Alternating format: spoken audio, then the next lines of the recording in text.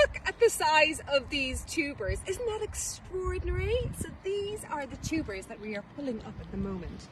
Do you remember that wonderful big pink dahlia flower that I showed you guys a couple of weeks ago inside in the greenhouse? Well, this is the root of it and the cause of it, of that magical flower. And we've started this week, and we will be continuing over the next couple of weeks before the frost. The frost is coming very late this year, I think, to dig these up and store them for the winter, because all the dahlias need to be stored away for the winter. I mean, you could try and store them in the ground and cover them with straw and all the rest, but I'm not going to risk it for these beautiful flowers. So, God, this is so heavy, I'm going to put it down. So basically, we put these into a box and then we cover it up with straw and we label them.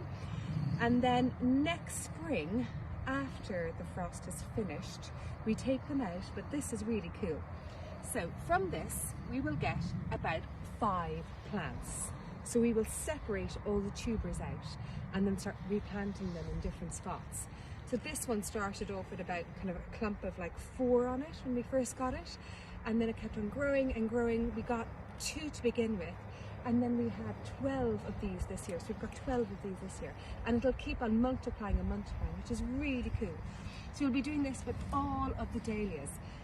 This whole area, it's hard to believe right now, but 3 years ago, there was this really awful, ugly asbestos building here, which used to be a dog kennel years and years and years ago, way before our time.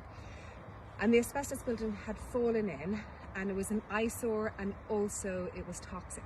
So we got it removed by a special company, and then we started digging up the soil. But what underneath it was so horrible. It was like chewing gum. The earth had been destroyed. There were no organisms, nothing.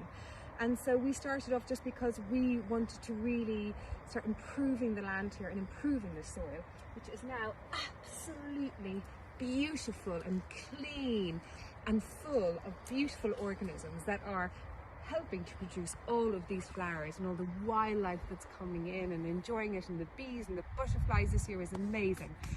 But what we did use was mushroom compost, and the reason why we used mushroom compost, it was local, and also it was so much cheaper. So we had to dig up all of the really toxic stuff that was there, and then start regenerating the soil with all of the mushroom compost.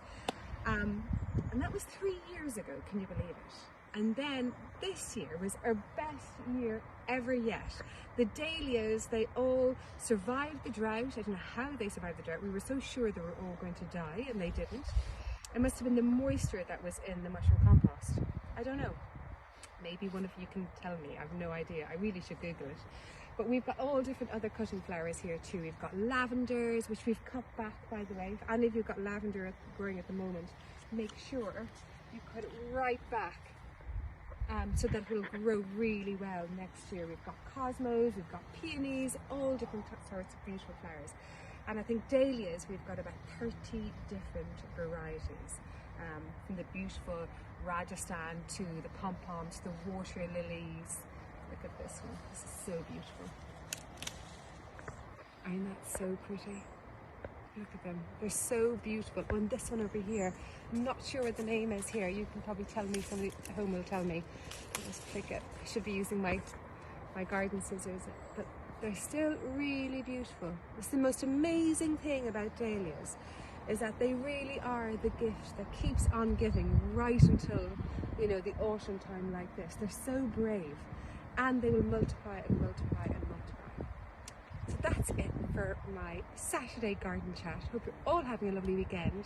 Hope you all enjoyed the pumpkin risotto I made this week. And then next week, I'm going to make another pumpkin dish, which is going to be a pumpkin, feta, sage and hazelnut galette. Have a gorgeous weekend, everybody. Mwah!